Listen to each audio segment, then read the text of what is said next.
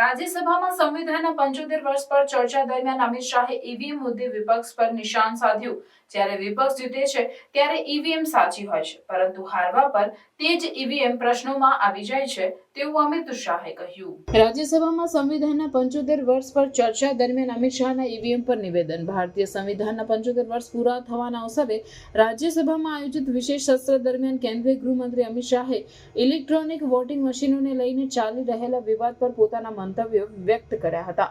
શાહનું ભાષણ સંવિધાનના પ્રભાવ અને છેલ્લા 7.25 દાયકામાં તેના વિકાસ પર વ્યાપક ચર્ચાનો ભાગ હતું। અમિત શાહે પોતાના ભાષણમાં વિપક્ષી પક્ષોને ઈવીએમએસ પર તેમના અસંગત વલણ માટે આડે હાથ લીધા। તેમણે જણાવ્યું કે વિપક્ષી પક્ષો માત્ર ત્યારે જ ઈવીએમએસની વિશ્વસનીયતાને પ્રશ્નમાં મૂકે છે જ્યારે તેઓ ચૂંટણી હારે છે, પરંતુ જ્યારે તેઓ જીતે છે ત્યારે પરિણામોને કોઈ પ્રશ્ન વિના સ્વીકારી લે છે।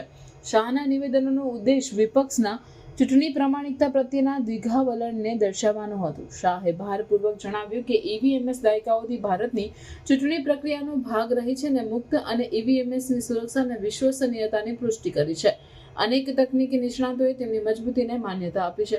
ગૃહમંત્રીએ સંવિધાનિક જોગવાઈઓનો પણ ઉલ્લેખ કર્યો છે જે સુધારાઓ અને ફેરફારોને મંજૂરી આપે છે, અને ભારપૂર્વક જણાવ્યું કે ભાજપની આગેવાનીવાળી સરકારે લોકશાહી પ્રક્રિયાઓને મજબૂત બનાવવા માટે અનેક સુધારણાઓ કર્યા છે। તેમણે વિપક્ષના વારંવાર ઈવીએમ સાથે છેડછાડના આક્ષેપોનો વિરોધ કર્યો, સૂચવ્યું કે આવા દાવાઓ ચૂંટણી પ્રણાલીમાં જાહેર વિશ્વાસને નુકસાન પહોંચાડે છે। શાહનું ભાષણ શાસક પક્ષ દ્વારા રજૂ કરાયેલા વિશાળ નેરેટિવનો ભાગ હતું, જેમાં સંવિધાનિક શાસનના વિવિધ પાસાઓ અને ભારતના લોકશાહી માળખાને આકાર આપવામાં વિવિધ રાજકીય પક્ષોની ભૂમિકા પર ચર્ચા કરવામાં આવી। રાજ્યસભામાંનું સત્ર તીવ્ર ચર્ચાઓ અને શાસક પક્ષ અને વિપક્ષના સભ્યો વચ્ચેના આદાન પ્રદાનથી ભરેલું હતું।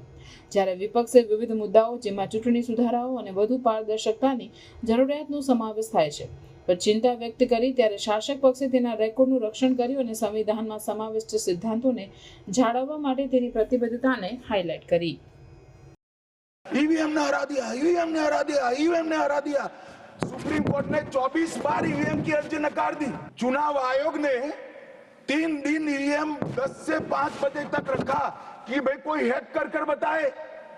कोई नहीं गया, सुप्रीम कोर्ट में कोई नहीं गया, और हारते हैं तो ईवीएम का दोष निकालते। मान्यवर, एक ही समय एक ही दिन 2 परिणाम घोषित। एक महाराष्ट्र में सुपड़ा साफ हो गया, जो जनादेश के साथ द्रोह किया था इसका दंड महाराष्ट्र की जनता ने दिया, और दूरबीन लेकर दिखाई नहीं पड़ते, और उसी दिन वो झारखंड में जीते। तो महाराष्ट्र में ईवीएम खराब है और झारखंड में टप से जाकर नए कपड़े पहनकर शपथ ले ली।